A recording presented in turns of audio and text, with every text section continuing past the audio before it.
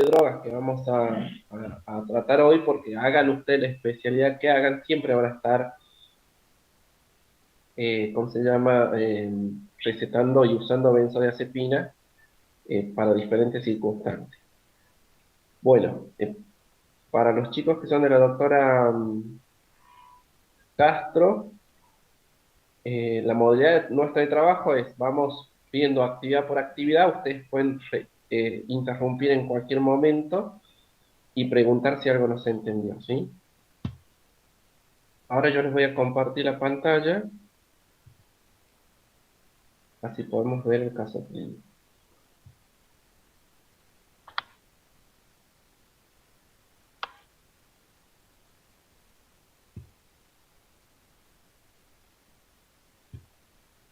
¿Ven mi pantalla ahí?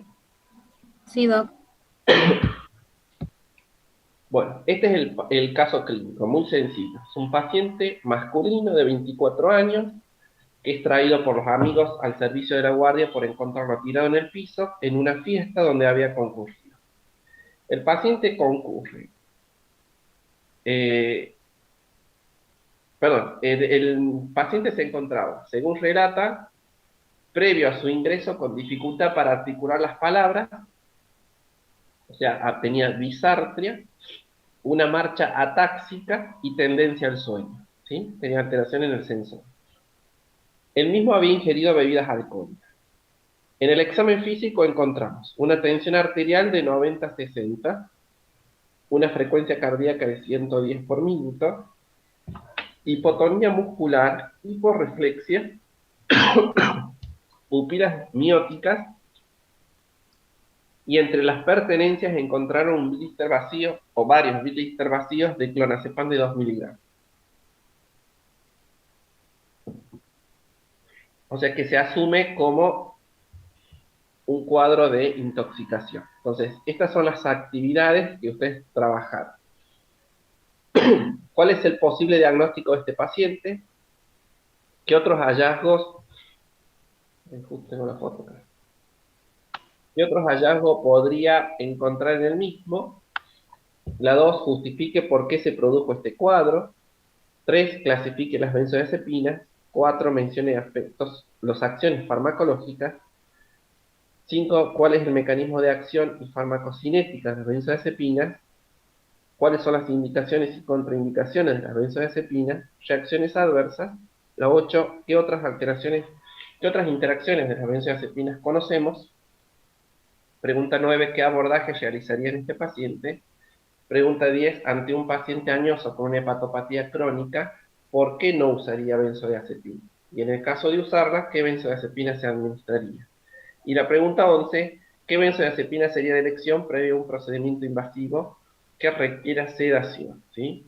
O sea, en estas 11 preguntas, a propósito del caso clínico que hemos leído, está el 100% de lo que tenemos que saber de benzodiazepinas como información, y son las preguntas que hacemos siempre en el examen, tanto en los escritos como en los orales, ¿sí? Así que traten de no quedarse con ninguna duda de esta parte. Bueno, la pregunta uno era, ¿cuál era el diagnóstico? ¿Sí? Es un poco una obviedad, decimos que el diagnóstico es una intoxicación aguda por benzodiazepina. ¿Alguien pensó otro diagnóstico?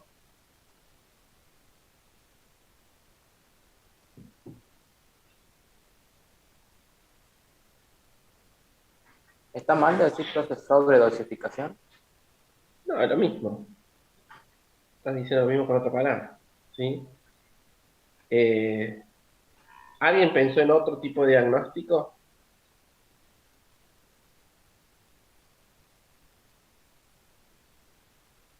Obviamente que este diagnóstico se confirma o se descarta con el tratamiento, que ahora cuando lleguemos a esta pregunta, como el tratamiento es rápido y es muy altamente eficaz, o sea, si llega un paciente hacia la guardia, le hago el tratamiento y con un antagonista, y si no responde, obviamente que no es una intoxicación a benzodiazepina, tendré que buscar diagnósticos alternativos. Bueno, un poco acá con las figuritas estas están los principales ítems de lo que vamos a encontrar en el examen físico de un paciente intoxicado con benzodiazepina. Pupilas, vamos a ver, o en el ojo, vamos a ver principalmente nistagmus y pupilas mióticas o intermedias. En realidad, acá, esto después ustedes lo van a ver un poco mejor cuando cursen toxicología el año próximo, pero acá las pupilas están más bien intermedias, no están mióticas. Cuando nosotros estudiamos, no sé si fue hace un par de clases, el opiáceos, morfina y sus derivados, hay sí la intoxicación por opiáceo, que entre paréntesis es mucho más grave o tiene más riesgo de muerte que esta, vamos a encontrar las pupilas puntiformes, ¿sí? Que yo les mencioné que había dos causas de pupilas puntiformes. Es una miosis tan marcada que parece un puntito la pupila. Una es la intoxicación por opiáceos y otra es la hemorragia pontina. eh, Son las dos únicas causas. Esta vamos a tener más bien pupilas intermedias. A nivel de cuerpo tenemos ataxia e hiporreflexia. A nivel de aparato cardiorrespiratorio, hipotensión arterial. Puede haber taquicardia compensadora, que es una taquicardia refleja a la hipotensión arterial, que es lo que vemos en este paciente. Y bradicardia. O bradicardia, perdón, ya en los cuadros de intoxicación más severos, cuando principalmente hay mucho compromiso del estado de la conciencia. A nivel del sistema nervioso central, vamos a tener sedación, somnolencia. De hecho, estos dos efectos más bien son más efectos farmacológicos que tóxicos, porque yo generalmente lo uso para sedar o para dormir un paciente. Coma, sería en un caso de intoxicación ya extremo, disartria o efectos paradójicos. Estos efectos paradójicos que ahora lo mencionamos como parte de las manifestaciones clínicas de la intoxicación aguda por opias, por benzodiazepinas, también la vamos a mencionar como efectos adversos, ¿sí? Porque es muy común ver, sobre todo, pacientes añosos que en vez de sedarlo y dormirlo al paciente, le da un cuadro de excitación o agresividad. No es lo frecuente, pero eso es más común en pacientes añosos. Y la hipotermia como otra manifestación clínica de intoxicación aguda, ¿sí? Entonces, estos no son efectos de las benzodiazepinas, repito, son manifestaciones de la intoxicación por benzodiazepinas. ¿Estamos hasta acá? Sí, doctor. Bien.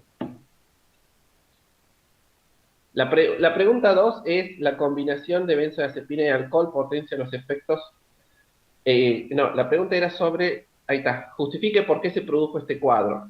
No es común ver que los pacientes intoxicados con benzodiazepinas tengan tanto cuadro de depresión del sistema nervioso central, ¿sí? Por eso yo les decía, esta intoxicación es, no es grave, generalmente es leve y es mucho menos riesgosa en cuanto al riesgo de vida que la intoxicación por opiáceos, que da como principal causa de muerte la depresión respiratoria.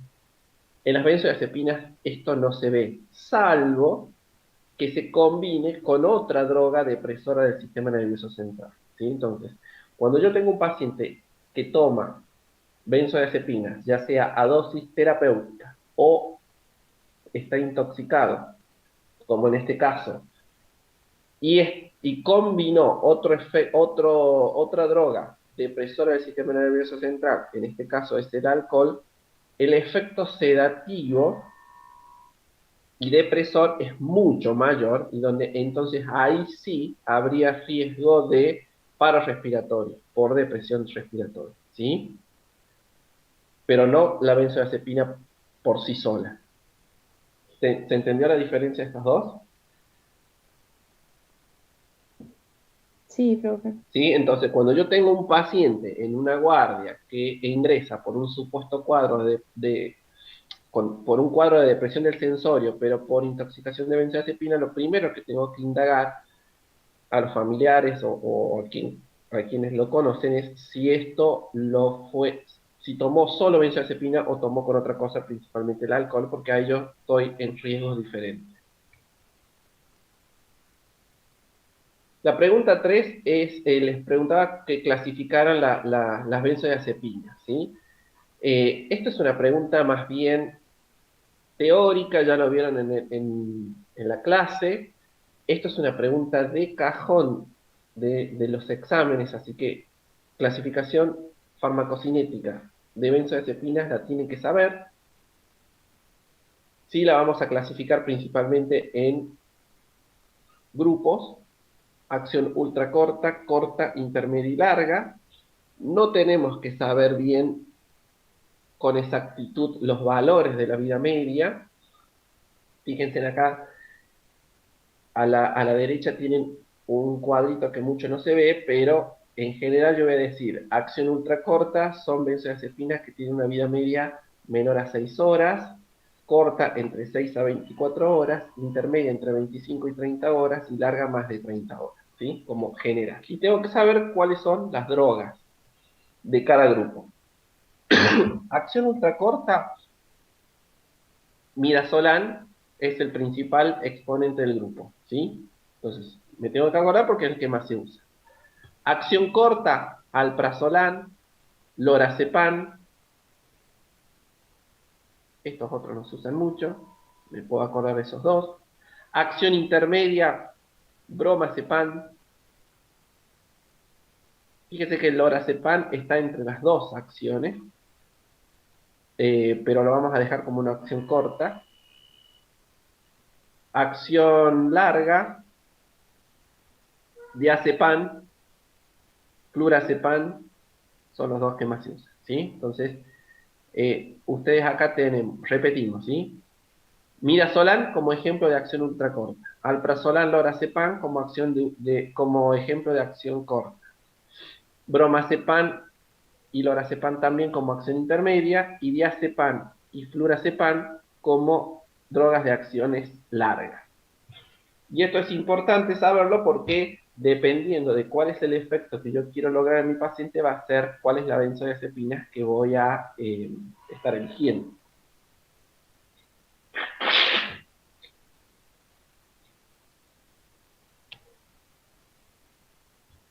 Bueno, de esto, ¿alguna duda?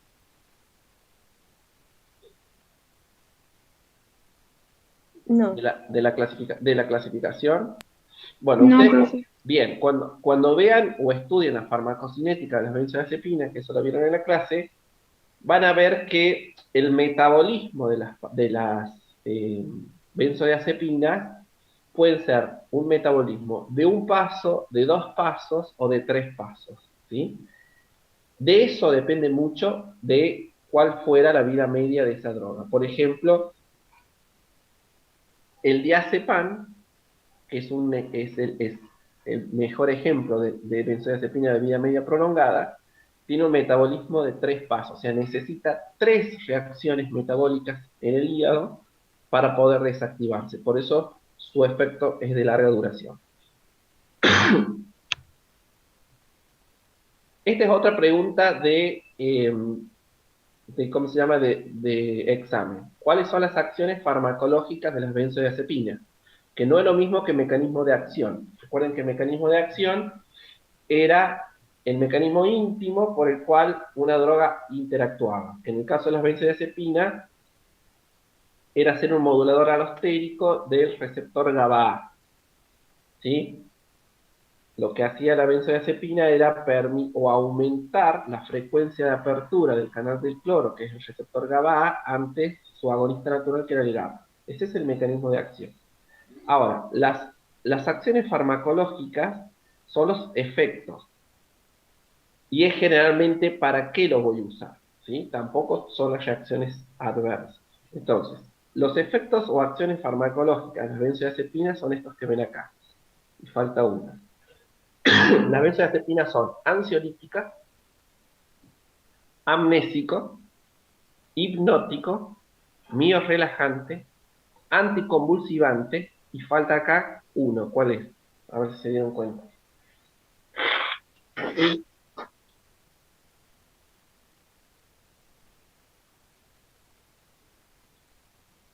¿Cuál es el efecto farmacológico de las benzodiazepinas que falta? Tranquilizante. Sí, sedante sería. ¿Sí? Entonces lo agregan ahí. Entonces es ansiolítico, es hipnótico, es miorrelajante, es sedante, es anticonvulsivante.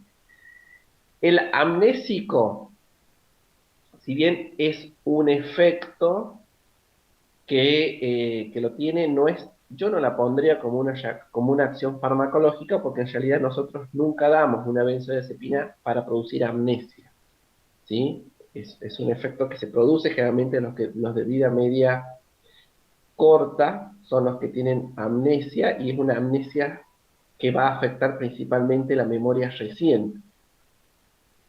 Por ejemplo, cuando a un niño que está internado se le tiene que ser sometido a una intervención o un procedimiento invasivo, generalmente se lo seda con una benzodiazepina, y la benzodiazepina que se usa, que es una benzodiazepina ultra corta, aparte de sedar, después tiene la ventaja que va a producir ese efecto amnésico reciente. Entonces él, cuando se despierta, no se va a acordar de toda esa situación traumática que vivió previo a la sedación, ¿sí?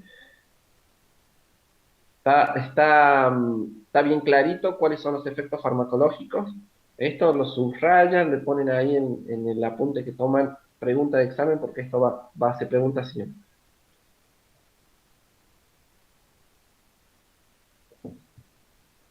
En cuanto al efecto anticonvulsivante, eh, ¿ustedes tuvieron hoy la clase de anticonvulsivante o todavía no? No, profe. ¿Hoy qué vieron? Hoy no tuvimos clase por la jornada que tenía. Ah, claro, bueno. Cuando vean anticonvulsivantes, que seguramente va a ser la semana que viene, vamos a diferenciar bien cuáles son las drogas que puedo usar en el momento agudo de la convulsión, y cuáles son que esos serían los anticonvulsivantes per se, y cuáles son las drogas que yo puedo usar para evitar convulsiones, que eso lo uso en pacientes que tienen antecedente o riesgo de tener convulsiones, que esos serían los antiepilépticos, ¿sí? Las benzodiazepinas se utilizan como anticonvulsivantes, o sea, nos va a servir principalmente el diazepam para tratar el evento convulsivo agudo, o sea, para frenar un evento convulsivo, ¿sí? Para el tratamiento de la crisis.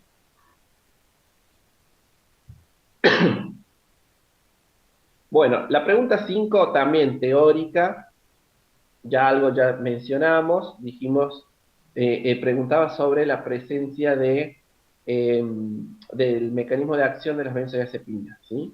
Ahí lo tienen bien clarito en el gráfico. En realidad habíamos dicho que la benzodiazepina no era un agonista del receptor GABA-A, sino que era un modulador alostérico. A ver, ¿alguien que se acuerde de farmacología general del año pasado y me diga que era un modulador alostérico?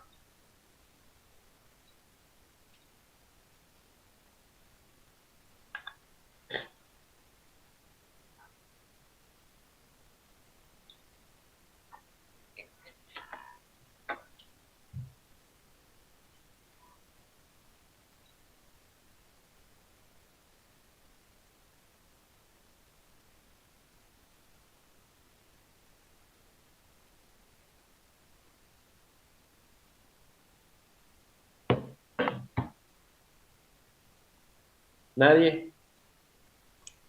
Profe, puede Sí, ser que tiene una función que pueda aumentar o disminuir el efecto de un agonista. va por ahí, no tan exacto, pero va por ahí.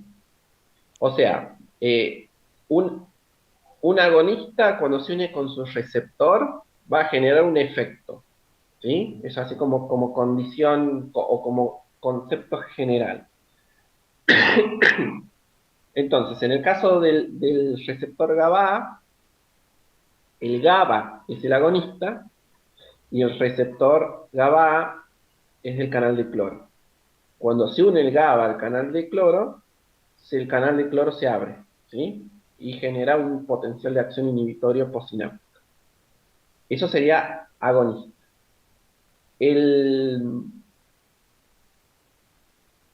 modulador alostérico va a condicionar la forma en que ese canal de cloro se va a abrir, pero no lo va a abrir, ¿sí?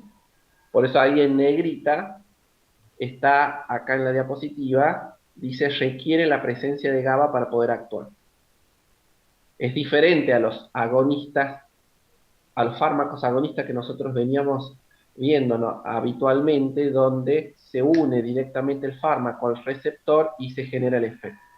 Acá, la benzodiazepina necesita que sí o sí esté el agonista natural, que es el GABA, para que abra el canal de cloro. Pero no lo puede abrir por sí solo, ¿sí? Porque el sitio de unión en el receptor es diferente. Lo que va a hacer la benzodiazepina es aumentar las frecuencias de apertura del canal de cloro siempre en presencia de GABA, ¿sí? Eso condiciona la forma en que se abre el canal. ¿Quedó claro esto? Sí, profe. Bueno, entonces ustedes se fijan acá en el dibujito, acá estaría el GABA, sería el circulito que encaja con el receptor, y la benzodiazepina sería este semicírculo negro, que cuando se une lo que va a hacer es aumentar la apertura del canal de cloro. Por lo tanto, ingresa más cantidad de cloro a la terminal postsináptica. Como el cloro tiene carga negativa, genera un efecto postsináptico inhibitorio. Por eso es que el principal, o los principales efectos del sistema del GABA, perdón, de las benzodiazepinas, son inhibitorias a nivel del sistema nervioso central. Y cuando combinamos drogas inhibitorias, el efecto inhibitorio es mayor y ahí es donde hay riesgo de vida, que es lo que le hablábamos al principio.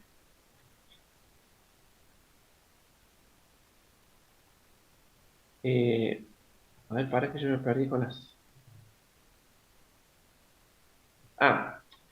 La otra parte de la pregunta eran la farmacocinética, ¿sí? En realidad, en cuanto a la vía de administración, nosotros tenemos preparados farmacológicos de benzodiazepinas que se pueden usar por vía oral, por vía endovenosa, por vía intramuscular, y le agregan ahí, porque no está, por vía sublingual, ¿sí? Hay varios benzodiazepinas, principalmente el alprazolam, que vienen preparados sublinguales.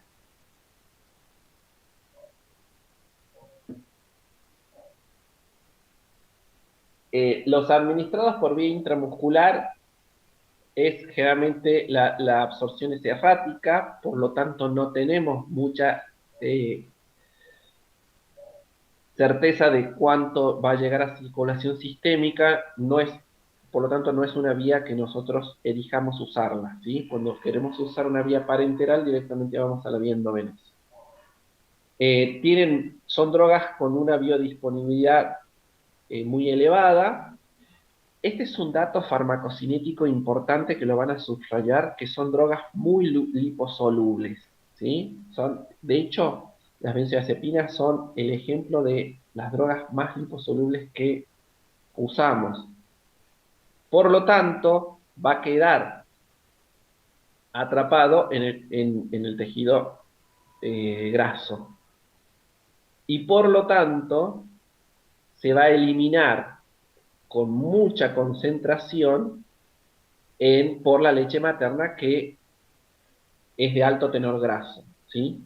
Por eso vamos adelantando. Creo que la otra pregunta es la que continúa, la que sigue, sobre las contraindicaciones. Una de las contraindicaciones del uso de benzodiazepina es la lactancia, porque se elimina en altas concentraciones por la leche materna. Por lo tanto, va a ejercer esos mismos efectos sedante, hipnótico, miorrelajante, o sea, esos son esos efectos depresores del sistema nervioso central en el bebé, ¿sí? Y esa alta eliminación por leche materna se debe a esta característica de que son muy liposolubles. Y en cuanto a la eliminación, son principalmente por orina. Ese es un mecanismo principal de eliminación. Bueno, la pregunta 6 hacía alusión a las indicaciones y contraindicaciones, ¿sí? Entonces, en la primera parte de la diapositiva tienen las indicaciones. ¿Cuáles serían las patologías o las situaciones clínicas en las cuales vamos a usar benzodiazepina? Ansiedad patológica, insomnio, convulsiones, espasticidad muscular, abstinencia alcohólica y paraanestesia y anestesia, preanestesia y anestesia, ¿sí? Entonces, si ustedes se fijan, cada una de estas indicaciones le va a corresponder un efecto farmacológico, que son los que ya mencionamos. ¿Por qué lo vamos a usar para la ansiedad? Porque son ansiolíticos, ¿sí? ¿Por qué lo vamos a usar para el insomnio? Porque son hipnóticos. ¿Por qué lo vamos a usar para las convulsiones? Porque son anticonvulsivantes. ¿Por qué lo vamos a usar para algunos casos de espasticidad muscular? Porque son miorrelajantes. Hay otros miorrelajantes que no son benzodiazepinas, que no son psicofármacos, que son más seguros y no generan tolerancia ni dependencia. Pero para algunas espasticidades importantes, las benzodiazepinas son miorrelajantes muy potentes.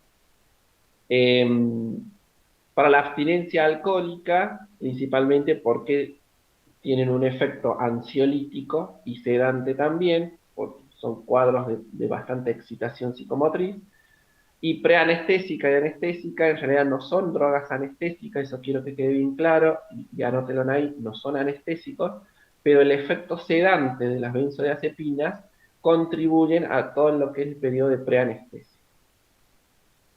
Para ser anestésicos, recuerden que tienen que calmar el dolor y esto no van a calmar el dolor. Entonces, esas serían las indicaciones. ¿Alguna duda de las indicaciones? ¿Alguien puso alguna otra cosa?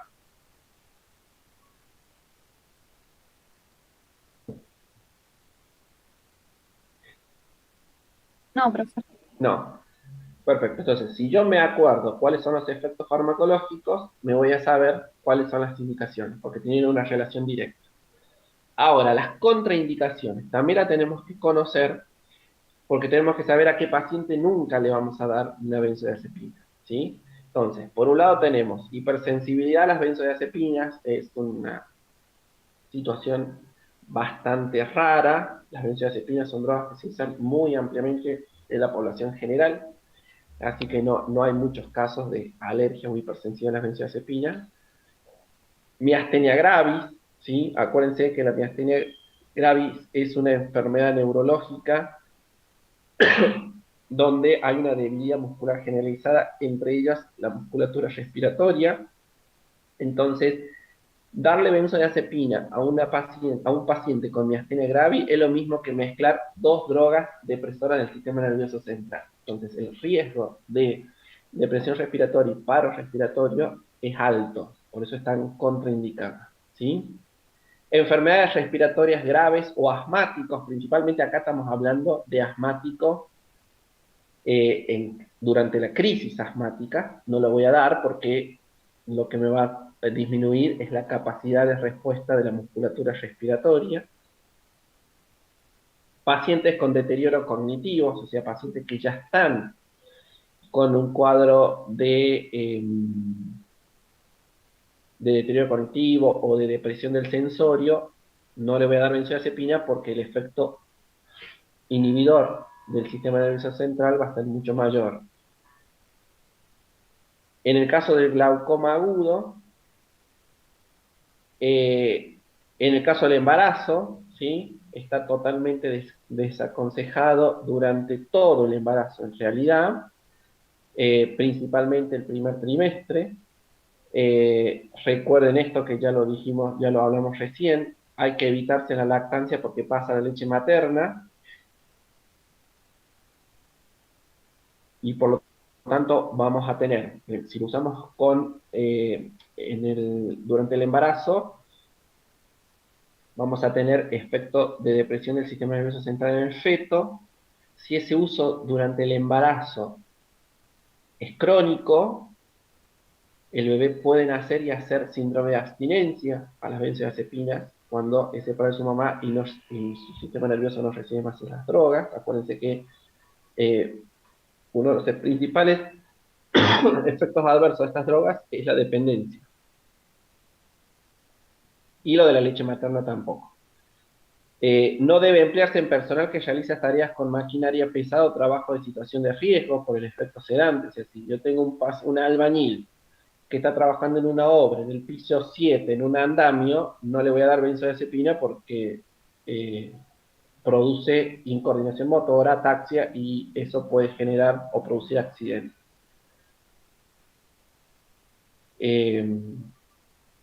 No sé qué habrán querido poner con SAOS. ¿Alguien sabe qué significa esta sigla?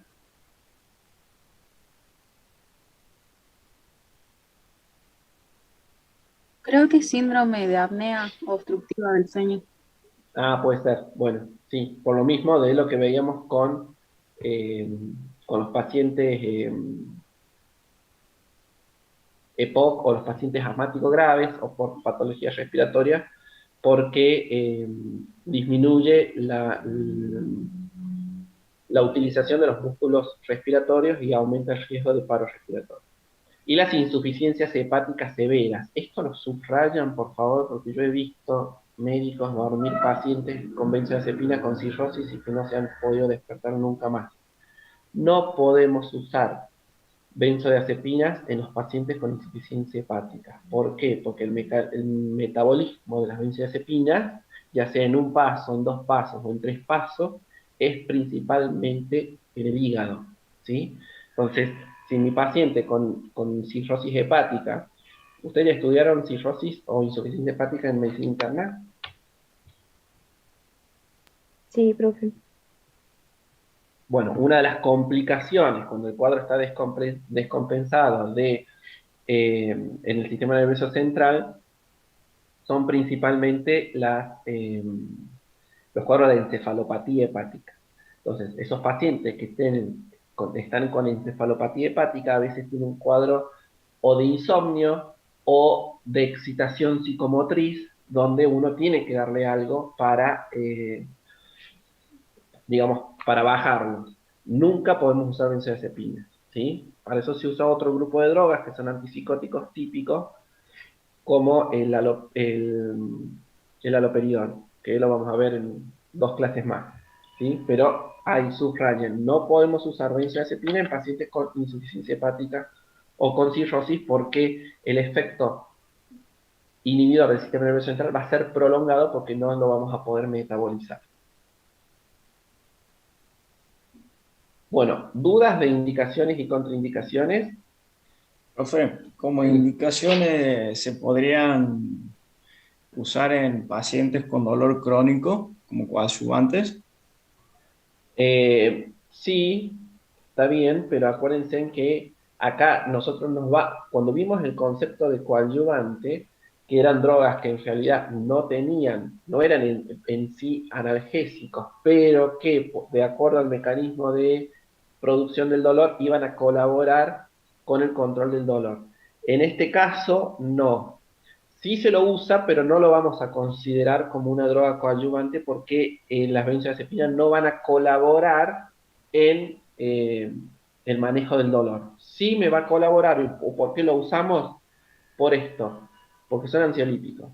El cuadro de dolor, sobre todo de dolor crónico, genera un estado de ansiedad que es bastante importante en los pacientes y a veces es más molesto la ansiedad que el dolor en sí. Entonces las benzodiazepinas me permiten controlar la sintomatología de la ansiedad producida por el dolor, pero no te va a ayudar a tratar el dolor. ¿Se entendió la diferencia, no? Sí, profe. Por eso es que no lo voy a considerar como un coadyuvante, pero sí generalmente está presente en un esquema de tratamiento analgésico, sobre todo de dolores crónicos.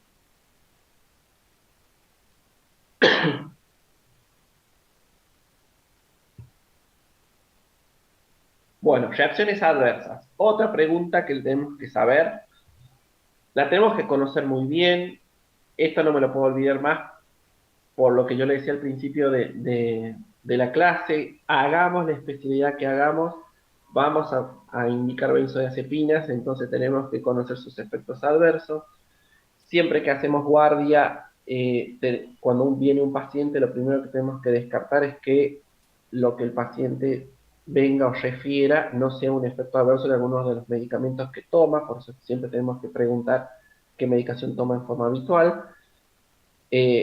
Acá en esta diapositiva tienen las reacciones adversas, ¿sí? Sedación excesiva, dice, porque sedación en sí es un efecto farmacológico, o sea, es lo que yo quiero lograr con mi paciente, no es un efecto no deseado, pero la sedación excesiva sí, somnolencia, hipotonía muscular, disminución de los reflejos, disartria, ataxia, confusión o desorientación, inhibición conductual, perdón, desinhibición conductual, efecto de presógeno sobre el estado anímico de los pacientes sienten como que están desanimados o fatigados o con falta de energía, en realidad es eso. Sobre todo esto lo vamos a ver con las benzodiazepinas de acción prolongada, como el diazepam, ¿sí? Yo le doy un diazepam a mi paciente para dormir, y él me dice, sí, duermo bien, pero yo estoy toda la mañana como borracho, como sin energía, como me cuesta arrancar por su vida media larga, ¿sí? Y estos efectos principalmente van a estar más potenciados en los ancianos o en los pacientes que ya tienen cuadros demenciales de base, ¿sí? Que las benzodiazepinas lo que van a hacer es aumentar la sintomatología. Entonces, estos del primer ítem son un resumen de los efectos adversos de las benzodiazepinas como grupo, ¿sí? Y ahí está el porqué de la mayoría de las contraindicaciones. ¿Por qué no lo voy a usar en pacientes con miastenia gravis? ¿Por qué no lo voy a usar en pacientes con problemas respiratorios, principalmente por la hipotonía muscular? ¿Por qué no lo voy a usar en pacientes que hacen trabajo de riesgo? Porque disminuyen los reflejos y porque producen ataxia, entonces, o movimientos torpes, entonces eso aumenta el riesgo de accidentes, ¿sí? Otro efecto adverso es depresión respiratoria, ¿sí? La depresión respiratoria en sí no es un gran problema para las benzodiazepinas, salvo que se combinen con otras drogas inhibidoras del sistema nervioso central, ¿sí? No es como las, los opioides, donde si mi paciente se intoxica con morfina, el riesgo de hacer depresión respiratoria y paro respiratorio es alto. Si mi paciente se intoxica con benzodiazepina, se dormirá 3 días, pero no se va a morir por no respirar, salvo que lo combine con otra cosa. Toxicidad fetal, efectos paradójicos, que eso lo mencionamos también, como cuadros de ansiedad o agitación psicomotriz. Esto principalmente lo vamos a observar en los pacientes añosos, ¿sí? No es algo frecuente, pero a veces se ve que le damos una benzodiazepina para justamente sedarlo y se excita además, por eso se llama efecto paradojal. Bueno, la sobredosis da intoxicación aguda, que requiere un tratamiento con un antídoto o un antagonista, que ahora ya lo vamos a mencionar. Riesgo de dependencia, ¿sí? Cuando mencionan efectos adversos de benzodiazepinas, al igual que opioides, van a ponerlo a la dependencia siempre, porque son drogas que generan dependencia. Y también van a agregar acá que no está tolerancia, ¿sí? A ver, alguien que me defina tolerancia.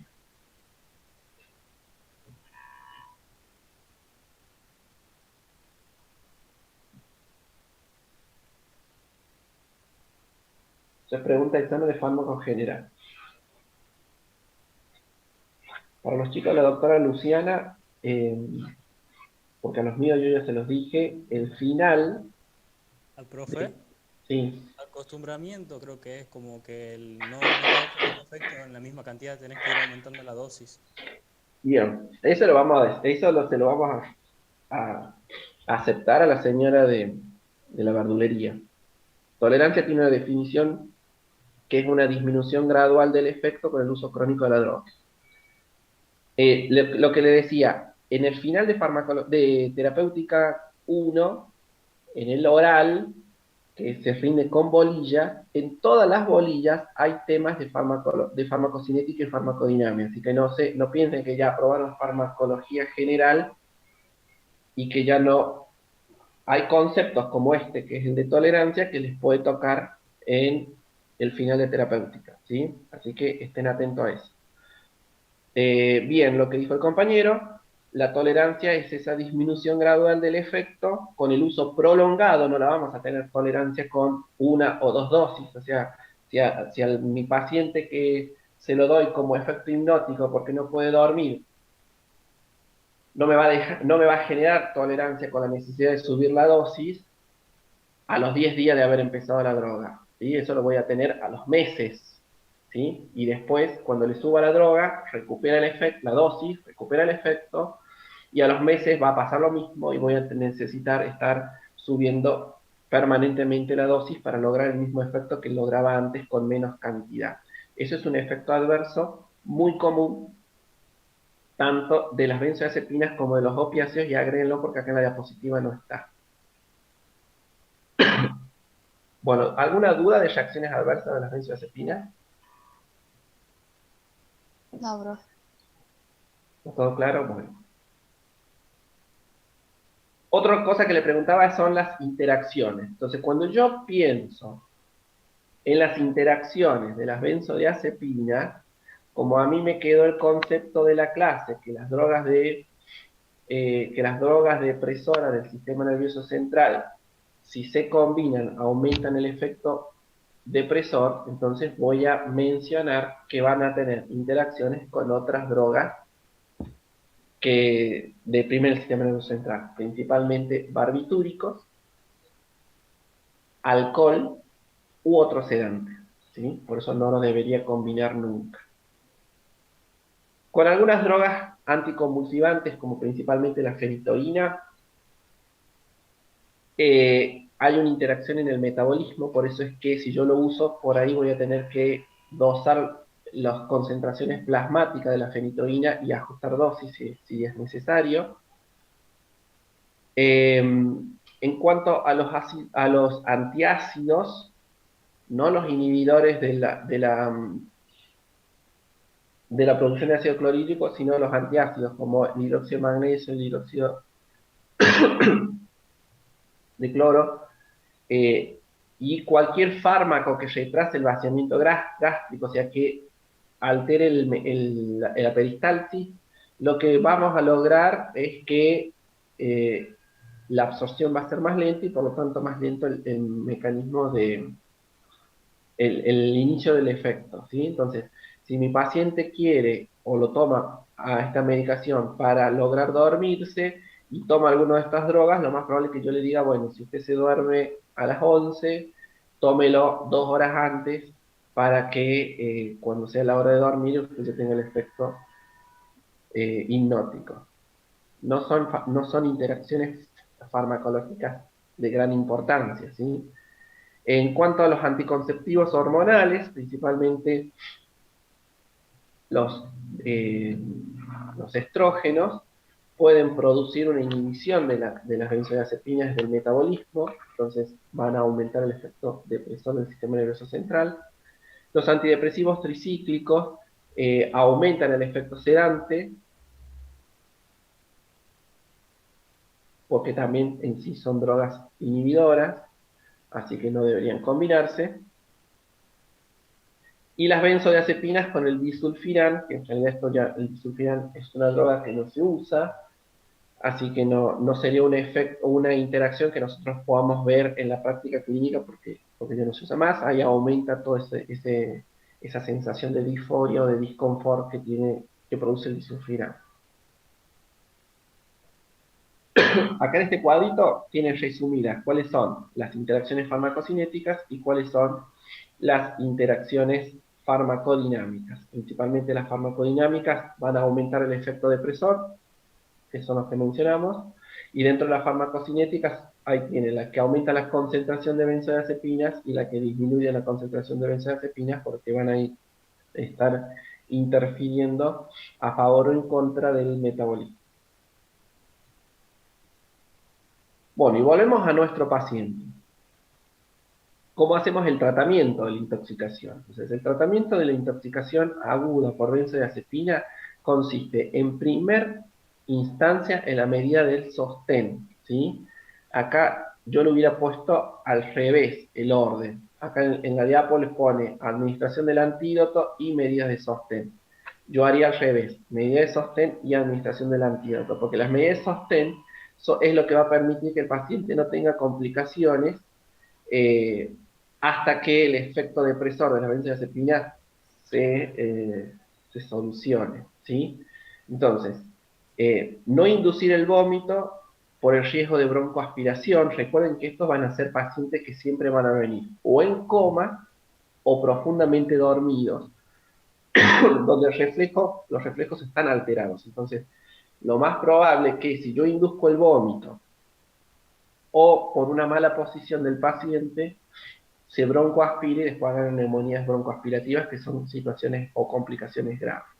Monitorear los signos vitales, una vía endovenosa siempre con solución fisiológica para estimular la micción, para que el paciente orine. En el caso de cuadros de depresión respiratoria, de depresión del sensorio grave, cuando el paciente literalmente está en coma con un Glasgow bajo, ahí hay que hacer una intubación, sobre todo para proteger la vía aérea. Lavado gástrico en el caso de que el paciente haya ingerido recientemente las benzodiazepinas por vía oral, como para evitar su absorción. Y acá faltaría poner en las medidas generales la sonda nasogástrica. La sonda nasogástrica aspirativa lo que nos va a permitir es justamente evitar la broncoaspiración en el caso de que todavía el paciente no esté para la intubación, hasta que se despierte. Y en cuanto al tratamiento farmacológico, hay que darle el antagonista, que es el flumazenil. Flumazenil es la droga que se va a usar para el tratamiento de la intoxicación por benzodiazepinas o por barbitúricos. Esto es un antagonista competitivo, por lo tanto va a desplazar a las benzodiazepinas en su unión al receptor GABA, y el efecto antagónico se ve rápido, ¿sí? Entre 1 a 5 minutos. Por eso cuando veíamos en la primera pregunta que decíamos cuál era el diagnóstico presuntivo de este paciente, yo les decía, bueno, aparentemente es una intoxicación por benzodiazepina y el mismo tratamiento nos va a confirmar o descartar. Acá no hay ningún análisis, salvo que tengamos la posibilidad de dosar benzodiazepinas en sangre, que eso va a llevar su tiempo, donde en una situación de guardia nos permita confirmar o descartar el diagnóstico. O sea, ante la sospecha, nosotros vamos a usar siempre el antagonista, y si el paciente a los pocos minutos revierte su cuadro de depresión del sistema nervioso central, confirmamos el diagnóstico. Si no revierte, hay que buscar otra cosa, ¿sí? Entonces, acá tienen anotadito cuáles son las dosis que se usa. Esto lo van a ver bien los esquemas de tratamiento de intoxicación mucho mejor en el año que viene cuando estudien justamente intoxicación por benzodiazepina en toxicología. Y una cosa que me tengo que acordar siempre es que el flumazenil tiene una vida media corta, de 1 hora. Entonces, en los pacientes que han recibido altas dosis de benzodiazepina, yo le doy el flumazenil, se me va el efecto de depresión del sistema nervioso central, pero como el antagonista tiene una vida media corta, ponerle que se intoxicó con diazepam, que es una benzodiazepina de vida media prolongada, probablemente el paciente vaya a necesitar dosis repetidas de flumazenil para mantenerlo despierto hasta que la benzodiazepina se metaboliza. ¿Sí? ¿Se entendió esto? Sí, profe. Sí, doctor. Sí, profe. Bien, y recuerde que de esta parte lo más importante son las medidas de sostén. O sea, si no sé, me toca estar trabajando en un hospital rural que no tiene flumacenil y no le puedo revertir nada, yo le hago la medida de sostén y el paciente no se va a morir, se dormirá 3 días, pero no se va a broncoaspirar y no se va a morir, ¿sí? La pregunta 10, que no me acuerdo cuál era. Ahí está. Pacientes añosos con hepatopatías crónicas, ¿por qué no usarían las benzodiazepinas? Y en caso de usarla, ¿cuál es la de elección? Bueno, habíamos dicho cuando vimos los efectos adversos o las contraindicaciones que estaban contraindicados. O sea, el concepto es, si yo tengo un paciente cirrótico con insuficiencia hepática, no importa si es anciano o no, no voy a usar benzodiazepinas. Ahora, si la tengo que usar, en caso de que no sea un cirrótico, sino que sea un paciente añoso con una hepatopatía crónica, pero no en insuficiencia, o sea, tiene un daño hepático, pero su hígado funciona, la de elección va a ser el lorazepam. ¿Sí? ¿Por qué? Porque el lorazepam es una de las benzodiazepinas, acá se mencionan dos, pero nosotros no tenemos disponible acá el oxazepam, por eso hablo del lorazepam solamente. Es una de las benzodiazepinas que se va a metabolizar con un solo paso hepático, ¿sí? Con el mecanismo de glucuronidación. Y no va a usar el citocromo P450, que es generalmente el sistema enzimático que está más dañado en los pacientes con insuficiencia hepática. Pero el concepto es, no lo vamos a usar, ¿sí? ¿Quedó claro esto? Sí, profe. Bien. Y la última pregunta es, ¿qué benzodiazepina usaríamos como sedante ante un procedimiento invasivo? El de elección es el midazolam, ¿sí? También se puede usar diazepam o lorazepam. En realidad estos se van a usar en el contexto de una pseudoanalgesia, ¿sí? O sea que es para procedimientos un poco más largos. Pero para procedimientos menores solamente vamos a usar midazolam porque era de vida media ultra corta, ¿sí? Entonces, por ejemplo, yo tengo que hacer, generalmente esto a los pacientes adultos, salvo algunos procedimientos, no se sedan. Esto más que todo es para los niños. Pero, por ejemplo, un adulto, a mí me tienen que hacer una endoscopía, ¿sí? Entonces, para una endoscopía alta o baja, te sedan, porque es un estudio bastante molesto. ¿Qué se usa? Midazolam, porque el efecto es muy cortito, entonces el paciente termina el estudio y a los 10-15 minutos se puede despertar, ¿sí? A veces el anestesista también usa flumacenil, que es el que vimos en el antagonista, no para tratar una intoxicación, sino para revertir un cuadro de una sedación que ya terminó, ¿sí? Me hicieron, no sé, la endoscopía, el estudio que fuera, terminó, ya lo quiero despertar, le pongo flumacenil, que es el antagonista, revierto el efecto y el paciente se despierta, ¿sí? Pero el concepto acá es, vamos a usar una benzodiazepina de acción corta.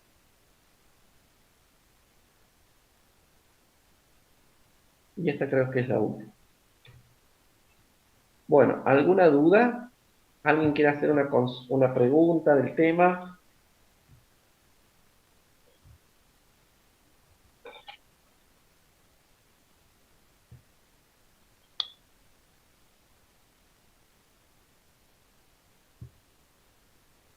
¿Están? Sí, profe.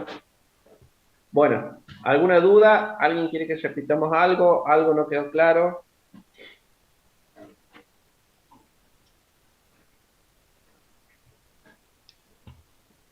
No, profe, todo claro. Bien. Bueno, entonces dejamos acá y la próxima semana veremos el otro práctico. Creo que a mí el sábado que viene, no este, sino el otro, me va a tocar el presencial, así que si es así, ustedes van a tener clases seguramente con la doctora Castro. ¿Sí? Igual eso lo vamos a estar avisando por plataforma cuando le pongamos los links de Zoom. Bueno, muy bien. Buen fin de semana largo para todos. Gracias, profe, igualmente. Gracias, profe. Gracias, Igualmente. profe, igualmente. Sí.